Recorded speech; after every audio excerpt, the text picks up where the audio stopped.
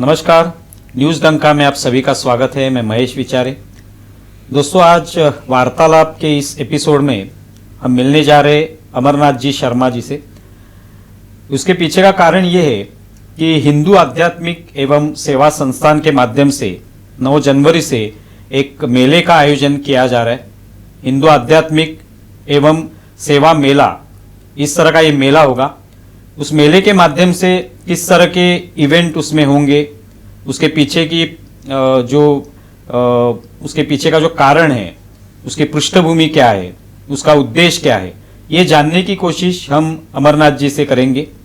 अमरनाथ जी इस संस्थान के मुंबई के अध्यक्ष भी हैं और इस मेले के सचिव भी हैं, तो उनसे जानेंगे कि इस मेले का उद्देश्य क्या है, इसकी पृष्ठभूमि क्या है। अमरनाथ जी, आपका बहुत बहुत स्वागत है न्यूज़ डंका में। धन्यवाद। तो हिंदू आध्यात्मिक एवं सेवा संस्थान, इस संस्था के माध्यम से आप इस मेले का आयोजन कर रहे हैं। 9 जनवरी से वो होगा, तो किस तरह का ये मेला है, उसकी थोड़ी पृष्ठभूमि हमें बताइए। बाद में हम अलग अलग उसके पहलुओं पर भी नज़र डालेंगे। मैं जी इसकी थोड़ी मैं पृष्ठभूमि बताता हूँ कि ये मेलों की ज़रूरत क्यों पड़ी। हाँ। 10-12 वर्ष पहले एक नैरेटिव चलाने का कोशिश किया जा रहा था कि ये जो हिंदू मंदिर मठ हैं, ये कुछ काम सेवा काम करते ही नहीं हैं। ये सिर्फ ढकोसला है और समाज में अंधविश्वास फैलाने के अलावा इनका कोई काम नहीं है। सेवा काम करने वाली अलग ही संस्थाएं हैं जो स्कूल चलाती हैं, अस्पताल चलाते हैं, और उनका सीधा सीधा इशारा था कि सिर्फ क्रिश्चियन मिशनरीज ही सेवा कार्य कर रहे हैं और हिंदू समाज कोई सेवा कार्य करता नहीं है, जबकि ये गलत है। हमारे भारतवर्ष में कुछ कहावतें हैं। एक कि अति सर्वत्र वर्जेत, मतलब कोई भी चीज़ की अति है ना तो गलत है। मतलब अगर आप में अच्छाई भी अति में है ना तो भी गड़बड़ है। एक कहावत है कि नेकी कर और कुएं में डाल, मतलब उसकी पब्लिसिटी नहीं करो। एक और भी मान्यता है कि हमारा जो दाहिना हाथ जो पुण्य कार्य कर रहा है वो हमारे बाएं हाथ को भी नहीं पता चलना चाहिए। मतलब हम हमारी अच्छाइयों की भी हमारे पास में पराकाष्ठा थी। बोले अगर आपने पुण्य कार्यों का बखान किया तो आपके पुण्य कार्य का जो लाभ है वो नहीं मिलेगा। अब उसका असर ही आया कि लोगों ने ये भ्रांति फैलानी शुरू कर दी कि हमारे लोग तो कोई सेवा कार्य करते ही नहीं है। तो ये जो अति सर्वत्र वर्जित, ये हमारी अच्छाई जो थी वो हमारे लिए तकलीफ देने लग गई। जबकि ये समाज इतना सेवा कार्य कर रहा है पर हम कभी सेवा कार्यों का बखान नहीं करते, उसकी पब्लिसिटी नहीं करते। तो ये नैरेटिव तोड़ने के लिए हमको ऐसा लगा कि इसकी कुछ पब्लिसिटी भी होनी चाहिए। तो 10-12 साल पहले एस गुरुमूर्ति जी ने ये Hindu spiritual service fair, Hindu आध्यात्मिक सेवा मेले इस तरह लगाने शुरू किए। अच्छा। अभी तक करीब करीब 40 मेले लग चुके हैं। अच्छा। 40 मेलों में करीबन 4000 संस्थाओं ने भाग लिया है। 1 करोड़ से ज़्यादा लोग इस मेले को देखने आए हैं। इस वर्ष इस तरह के 6 मेले लग रहे हैं। 4 मेले पूरे हो चुके हैं। अच्छा। जयपुर का हो गया, तेलंगाना का हो गया, इंदौर का हो गया और पूना का हो गया। जयपुर में मेले का उद्घाटन के लिए माननीय उपराष्ट्रपति जी धनखड़ जी आए थे। अभी 19 तारीख को पूना में मेला शुरू हुआ था, जो 22 को ख़त्म हुआ। उसके उद्घाटन के लिए माननीय संचालक जी मोहन भागवत जी आए थे। मुंबई में ये 9 जनवरी को ये मेला लग रहा है। इसमें माननीय परम पूज्य गोविंद देव गिरी महाराज जी आ रहे हैं, जो अच्छा। राम जन्मभूमि के ट्रस्टी भी हैं और कोषाध्यक्ष हैं। अच्छा। एकनाथ शिंदे जी ने भी अपनी स्वीकृति दी है इस मेले के उद्घाटन में आने की। अब इस मेले में होता क्या है, हम जितने भी मठ, मंदिर, एनजीओ, जाति बिरादरी की संस्थाएं हैं, उनको हम फ्री में स्टॉल देते हैं और वो जो सेवा कार्य कर रहे हैं उसका प्रोजेक्शन उस फेयर में वो करते हैं। उनके हैंडबिल बांटते हैं, उनके टीवी पर वो अपने दिखाते हैं कितने लोग उनके लाभार्थी हैं, क्या क्या सेवा कार्य वो कर रहे हैं। जैसे हम बिजनेस को प्रोजेक्ट करते हैं वैसे वो मंदिर, मठ अपने सेवा कार्यों को प्रोजेक्ट करते हैं। इससे दो फायदे हुए। एक, ये जो भ्रम लोगों में, हमको भी होने लग गया था, वाकई में अरे मंदिर मठ तो कुछ करते ही नहीं, पर इतने सारे काम कर रहे हैं। आज लाल बाग का राजा, दगड़ू सेठ, गणपति करीब 100 सेवा कार्य कर रहे हैं, हमको नहीं मालूम था। सिद्धि विनायक मंदिर कितने सेवा कार्य कर रहे हैं। तो ऐसे मंदिर मठ की सेवा कार्यों का प्रोजेक्शन, जिससे पब्लिक को ये पता चले कि ये सेवा कार्य मुझे जरूरत है तो मैं इस ट्रस्ट में जा सकता हूँ, इस मंदिर में जा सकता हूँ। एक तो ये फायदा हुआ। उन एनजीओ, उस मंदिर मठ को भी ये फायदा हुआ कि आम पब्लिक जब देखने को आती है तो उसको कुछ उससे जुड़ना है तो वो जुड़ सकती है। एक ये भ्रांति जो थी वो खत्म होने लगी कि हमारे मंदिर मठ तो कुछ करते ही नहीं है, वो भ्रांति भी हमने खत्म की। अब जब 4 दिन का ये मेला लगाते हैं तो उसमें अलग अलग कार्यक्रम भी करते हैं। बच्चों को संस्कार देने के कार्यक्रम करते हैं, कन्या वंदन का कार्यक्रम करते हैं, मातृ पितृ वंदन करते हैं, आचार्य वंदन का कार्यक्रम करते हैं, प्रकृति वंदन के कार्यक्रम करते हैं, अलग अलग सांस्कृतिक कार्यक्रम करते हैं। तो ये मेले की पृष्ठभूमि मैंने आपको बताई। अभी आपने जैसे बताया कि लगभग 40 मेले अब तक लग चुके हैं, 12 साल हो गए। तो अभी ये जो मुंबई में मेला लग रहा है, इसके लिए कितनी ये आपकी जो तैयारी होगी, जिसके लिए लोग भी लगते होंगे, कितने लोग इससे जुड़े हुए हैं और किस तरह से ये काम चलता है और किस तरह से तैयारी होती है इसकी? देखिए, इसमें करीब करीब 200-250 कार्यकर्ता इस मेले को सफल बनाने में लगे हुए हैं। ये मेला 9 जनवरी से 12 जनवरी तक चलने वाला है।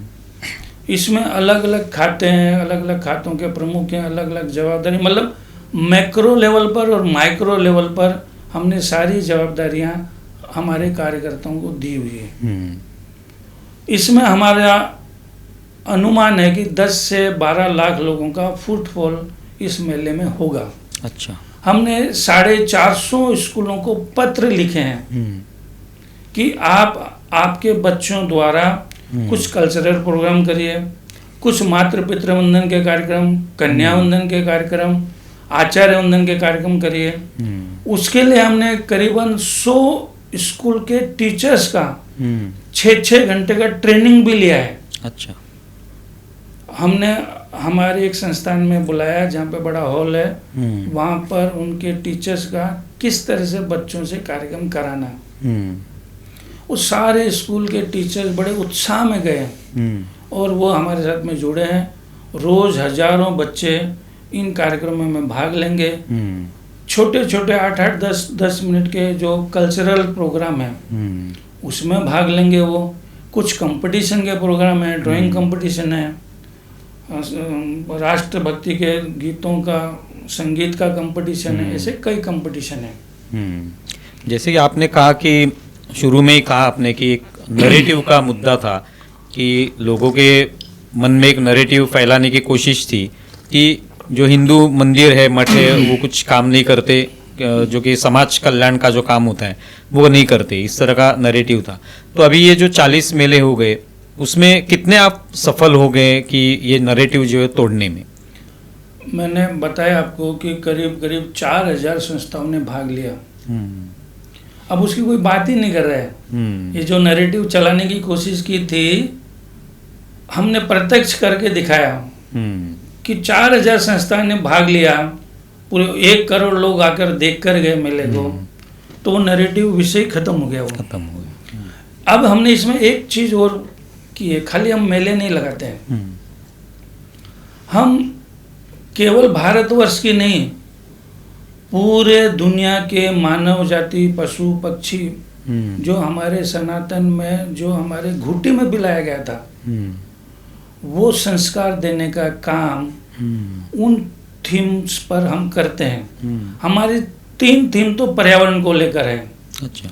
जिसमें conserve forest and protect wild life, ecological balance, preserve ecology and sustain environment, ये 3 तो हम पर्यावरण पर, ये थीम पर काम करते हैं। अब ये पर्यावरण की जो गड़बड़ी हुई है, ओजोन के बोलते हैं कि ओजोन के परत में छेद आ गया है, पोल्यूशन इतना बढ़ रहा है, ग्लोबल वार्मिंग की बातचीत हो रही है, तो ये केवल भारतवर्ष की बात नहीं है, पूरा विश्व और पूरे जीव जंतु मानव समाज इससे पीड़ित है।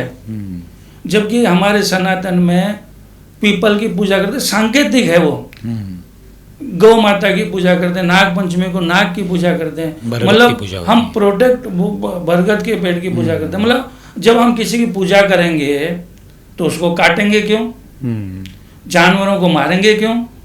बिल्कुल। देखो आप, गणित सीधा सीधा गणित है। आप जंगली जानवर बचेंगे तो जंगल बचेंगे, जंगल बचेंगे तो जंगली जानवर बचेंगे। सही। ये सारी सृष्टि एक दूसरे से इंटर रिलेटेड है, इंटर कनेक्टेड है और इंटीग्रेटेड है। पेड़ पौधे हमको ऑक्सीजन देते हैं और हमारा छोड़ा हुआ कार्बन डाइऑक्साइड लेते हैं। अगर पेड़ पौधे नहीं हो तो, जंगल है तो बारिश हो रही है, समुद्र है तो बरसात है, हम उसी को पोल्यूटेड कर देंगे। तो ये सारे जो हो रहे ना, ये भोग की वस्तु समझ है, इसको जितना दोहन कर लो। ऐसा हमारे यहाँ पे सनातन में जितनी जरूरत है उतनी मात्रा में लो। ये तो संदेश आप ये संदेश देने की कोशिश कर रहे हैं। इस फेयर के अलावा राष्ट्रभक्ति, सर यूरोप और अमेरिका में 70% लोग दोबारा डाइवर्स ले रहे हैं। वहां पर सोशल सिक्योरिटी का गवर्नमेंट का बजट है 30%।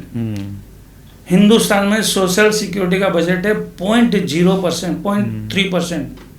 कारण क्या? वहां पर जब सेकंड टाइम डाइवर्स लोगे तो किसका बच्चा, किसकी माँ, किसका बाप डिप्रेशन में चले जाए। साइकेट्रिस्ट लोगों 30% लोग साइकेट्रिस्ट का इलाज कराने जाते हैं। हमारे यहाँ पे साइकेट्रिस्ट होता है क्या, किसी को पता नहीं है। अब शहरों में पता चलने लगा है। जो हमारे सनातन में घुट्टी में पिलाया जाता था, कन्या वंदन का कार्यक्रम, माँ बाप के पाँव छो, आचार्य के पाँव छो। अभी तो माँ बाप यूरोप में बच्चे को थप्पड़ मारते तो पुलिस को बुला लेते हैं। माँ बाप जब पुलिस को बुला लेते हैं माँ बाप के लिए, तो आचार्य तो कहाँ से थप्पड़ मारेगा? तो वो जो संस्कार अगर आज बच्चों में डालने शुरू किए, उसको पुनर्जीवित किया, तो ये पर्यावरण की समस्या, ये ह्यूमन वैल्यूज की समस्या, ये नारी सम्मान की समस्या, ये राष्ट्रभक्ति की समस्या सब खत्म हो जाएगी। तो फेयर के अलावा हम ये 6 थीम पर संस्कार डालने का भी काम हम बच्चों में करते हैं और उसी के आधारित हम कार्यक्रम भी करते हैं।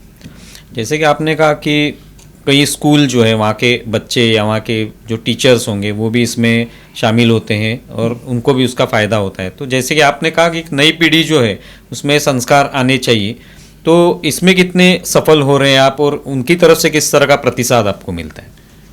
सर, चेन्नई में एक बड़ी स्कूल है, अभी मेरे को नाम उसका ध्यान में नहीं आ रहा, उसमें समझो जितने बच्चे आते हैं वो गाड़ी में आते हैं। अच्छा।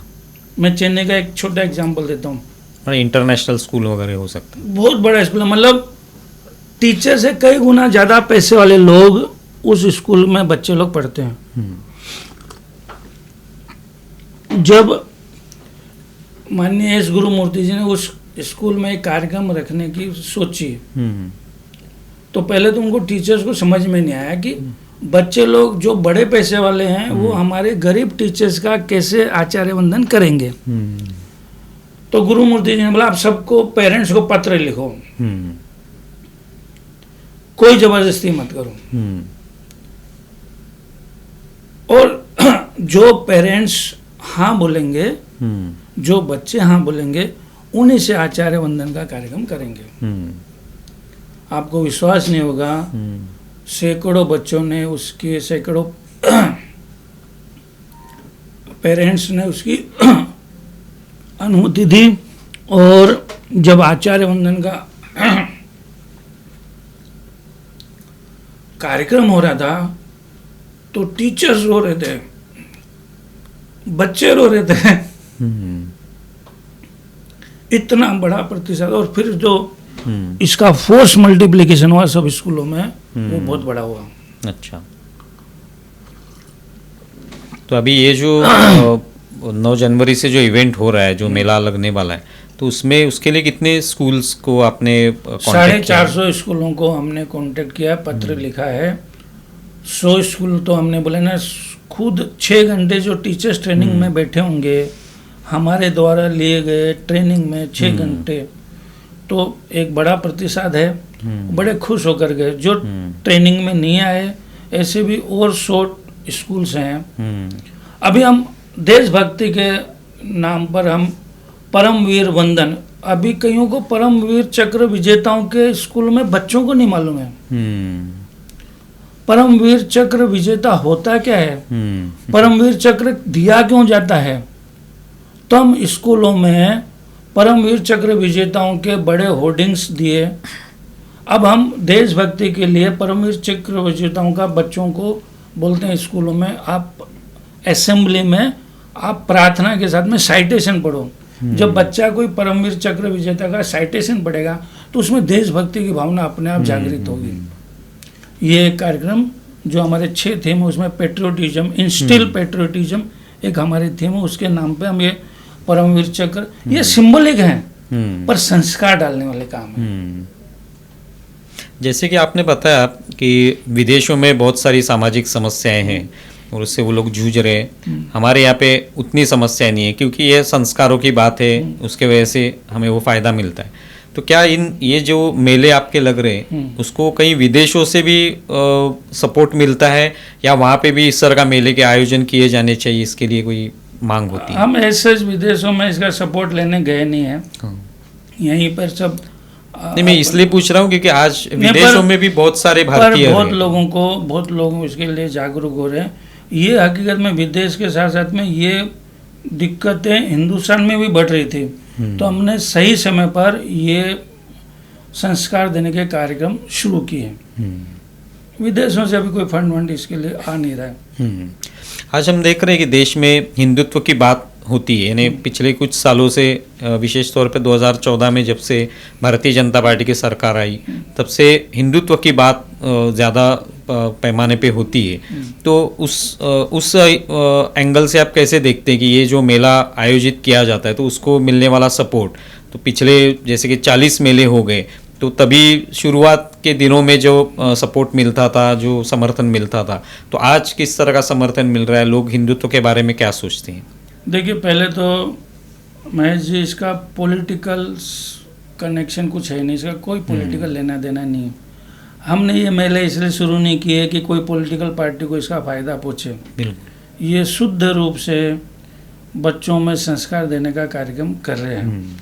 और हिंदू नाम इसलिए है क्योंकि सनातन नाम है, हमको हिंदू नाम से जाना जाता है, और हमारे में जो संस्कार थे वो बच्चों में वापस से पुनर्जीवित कर दें वो संस्कार। तो न ये पेड़ कटेंगे, न बलात्कार होंगे, न ये ड्रग्स होगा, न नशा होगा, और क्राइम्स भी कम हो जाएंगे, ये कम हो जाएगा। और ये केवल, मैं फिर बोलता हूँ, ये हिंदुस्तान की समस्या नहीं है, ये मानव मात्र की समस्या है, जीव जंतु की समस्या है। ये सारे जीव जंतु हमारे यहाँ पे, ये चंद्रमा जो शिव देता है, ये पेड़ है तो चंद्रमा देवो भव, पेड़ देवो भव, हम उनको जो केवल देते हैं, हमारे से कुछ लेते नहीं, हम उनको देव मानते हैं। नदियों की पूजा करते हैं, पृथ्वी की पूजा करते हैं, धरती को धरती माता बोलते हैं। बिल्कुल, कौन से देश में ऐसा है? जब आप पेड़ों की पूजा करोगे, आप जानवरों की पूजा करोगे, तो आप उनको मारोगे थोड़ी न। अपने आप आपके पर्यावरण की समस्या सोल्व हो गई। आप जब कन्याओं को पूजा करेंगे तो आप उनसे गलत काम करोगे? बिल्कुल। तो ये जो बेसिक था वो खत्म हो गया था, उस पे वापस आ रहे हैं। आप अभी इस मेले के सचिव हैं, आप कब से इस सब ये जो सभी इवेंट है 40 मेले के बारे में आपने बताया, आप कब से जुड़ गए या पहले से ही आप? मैं 3 वर्षों से इस संस्था से जुड़ा हुआ हूँ। अच्छा, उसकी क्या पृष्ठभूमि, यानी क्यों आपको ये पसंद आया? इसके अखिल भारतीय संयोजक है माननीय गुणवंत सिंह कोठारी जी, जो पिछले 56 वर्षों से पूर्ण समय शिव समाज कार्य के लिए दे रहे हैं। वो पहले वनवासी क्षेत्र में काम करते थे, अखिल भारतीय वनवासी कल्याण आश्रम के वो संगठन मंत्री थे। फिर वो 10 साल से इस संस्था में आए। उनसे मेरा बहुत सालों से संपर्क रहा है, 1981 से। तो उनको लगा कि इस काम में अमर शर्मा को लगाना चाहिए। तो मेरे जैसे और भी कई टोली थी, उनको वो मिले और हम उसमें काम में लग गए।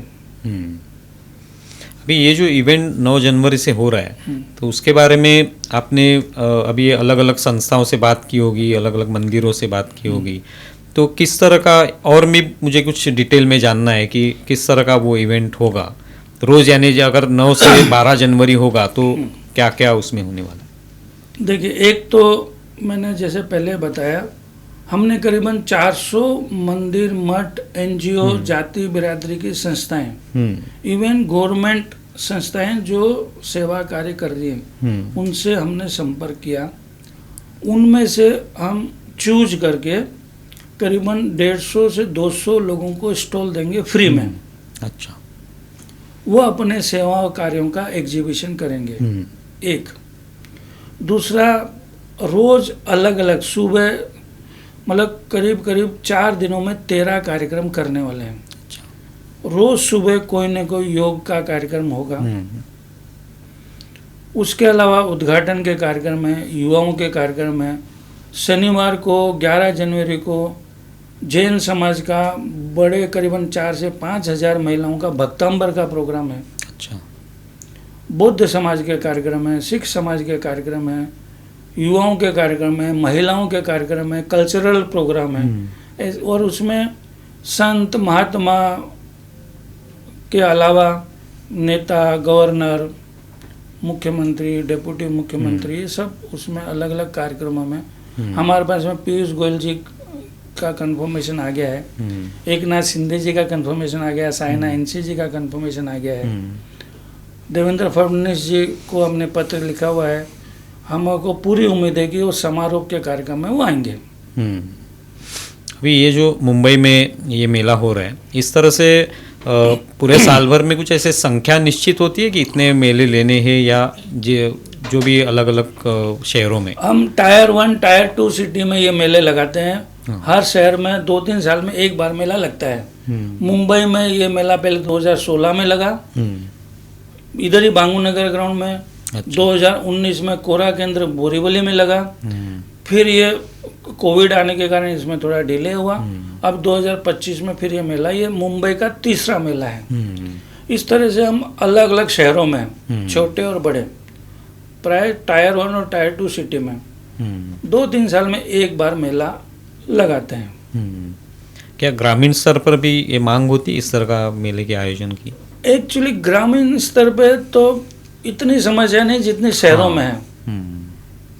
इसलिए ये शहरों में ज़्यादा ये मेले और संस्कार का काम।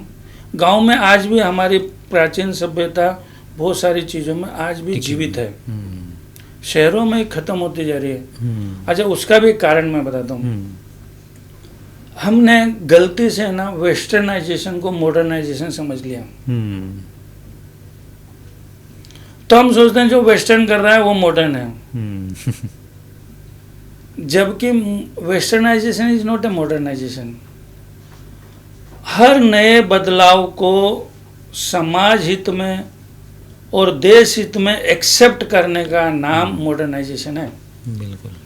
हमारे वेदों में पहली ऋचा ये शुरू होती है कि जितना भी पुराना है सब अच्छा नहीं है, और जितना भी नया है वो सब बुरा नहीं है। विवेकी मनुष्य समय, परिस्थिति और काल को देखकर अच्छे और बुरे का परमार्जन कर लेता है। तो we do not resist change, हम कभी भी बदलाव को हम रोकते नहीं हैं। अगर वो समाज हित और देश हित और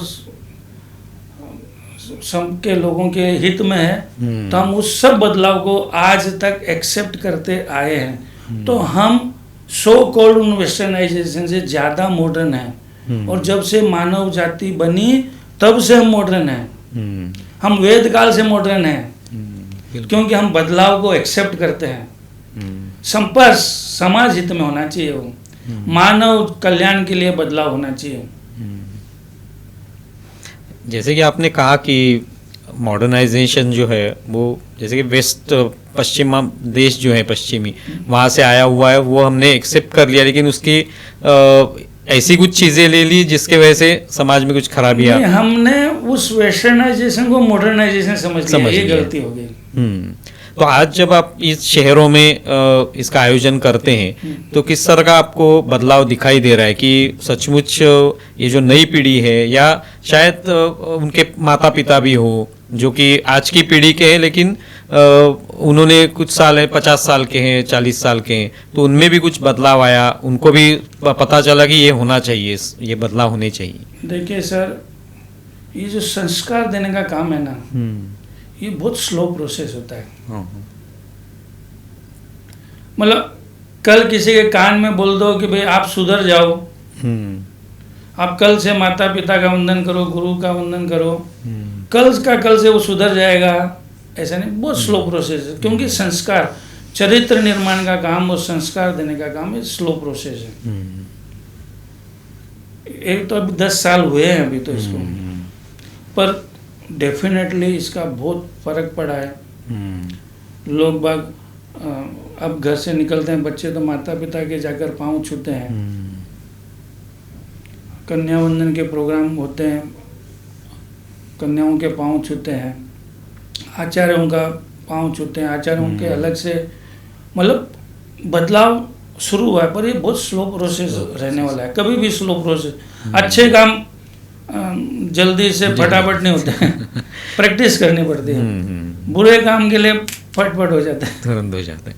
आप खुद राष्ट्रीय स्वयंसेवक संघ से भी जुड़े हुए हैं, आप स्वयंसेवक रहे, तो इसका किस तरह से इसको फ़ायदा हुआ? डेफिनेटली उसका तो असर है। मैं जब 5-6 साल का था जब से स्वयंसेवक बना, और आज जो भी मेरे पास है, मैं सीए बना, और जो भी मेरे पास संस्कार है वो आरएसएस के द्वारा संस्कार किए हैं। और वो संस्कार, वो ट्रेनिंग, वो इस संस्था में भी काम में आ रहे हैं। तो आप इससे अभी एज अ सचिव आप काम कर रहे हैं, तो ये जो भी सफलता उससे मिल रही है, उससे आपको समाधान मिल रहा है कि जो भी कर, एकदम प्रसन्न हूँ मैं, एकदम जोश में हूँ, और समाज का अच्छा प्रतिसाद मिल रहा है। इसका इतना बड़ा बजट था, लोगों ने खूब पैसे दिए, लोग नए कार्यकर्ता मिले, नए लोग जुड़े, नए स्कूल्स जुड़े। स्कूल्स का प्रतिसाद देखकर, बच्चों का प्रतिसाद देखकर मैं बहुत प्रसन्न हूँ, और हमारी पूरी टीम को आनंद आ रहा है। नहीं, मैं तो एक ही संदेश दूंगा, ज़्यादा से ज़्यादा लोग इस 9 जनवरी से 12 जनवरी को ये मेला देखने लाखों की संख्या में आए, इस मेले को देखें, इस समाज के कल्याण के कार्य से जुड़े, यही मेरा संदेश रहेगा। धन्यवाद अमरनाथ जी, आप यहाँ आए और ये जो एक महत्वपूर्ण इवेंट जो है मेले के रूप में, जो निश्चित तौर पे समाज में बदलाव ला सकता है, तो ये हमने आज जो चर्चा की वो शायद लोगों को पसंद आएगी, लोग भी इस माध्यम से जुड़ जाएंगे आपके इस मेले में, ऐसे आशा करते हैं। बहुत बहुत धन्यवाद। धन्यवाद महेश विचारे जी। तो दोस्तों, अभी हमने अमरनाथ जी शर्मा इनसे बात की, और ये जो इवेंट या मेला होने जा रहा है 9 जनवरी से 12 जनवरी, तो हिंदू आध्यात्मिक एवं सेवा संस्थान के माध्यम से आप भी ज़रूर इसका लाभ उठाएं, और इसकी जो पृष्ठभूमि है ये भी हमने बताई है, तो आप ज़रूर इसमें जाएं। धन्यवाद।